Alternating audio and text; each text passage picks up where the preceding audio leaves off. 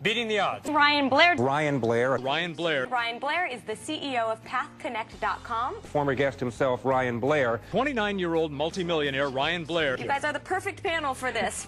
When I was a kid, I lost my parents to drugs and alcohol.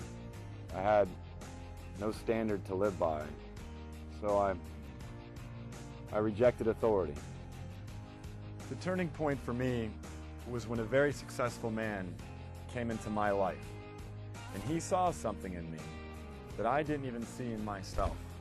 Today, my goal is to share the lessons that I've learned in life and in business, and to help people to find the power within them to make a difference. Beating the odds to achieve their dreams. Deserving local high school kids get some practical tips on getting ahead. It is all part of Fox Studios' journey to excellence.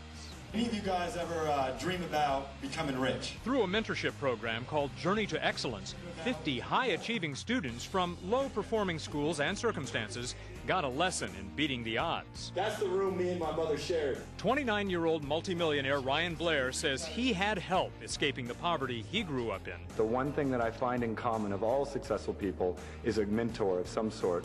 Ryan Blair is the CEO of PathConnect.com. That's a company which connects small business owners with mentors. Ryan is also a successful investor and business consultant. Welcome back, both of you. Should I be marketing on network sites like MySpace or Facebook? It's almost free marketing in many cases, but I would focus on the demographic and the audience that you're looking to connect to. There are a number of different social networks out there. There are new social networks that arise every single day.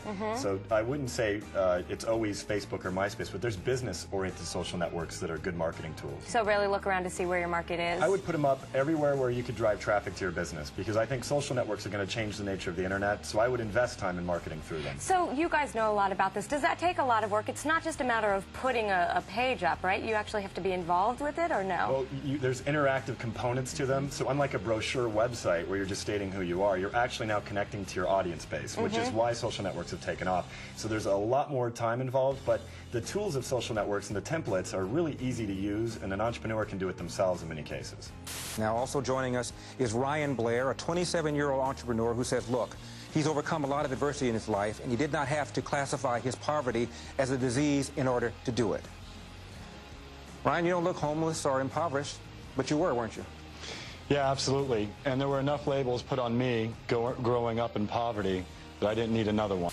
I think that's another excuse. That's an excuse. Another excuse. I was labeled as having ADD. I take care of myself. I've started 3 companies, both of which have become multi-million-dollar companies. And I was labeled as being depressed. I was labeled as all these different things.